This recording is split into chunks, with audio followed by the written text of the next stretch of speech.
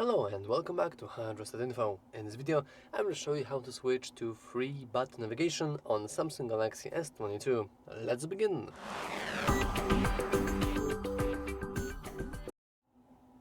As you can see, currently we are using the gestures, so let's switch them to free button navigation.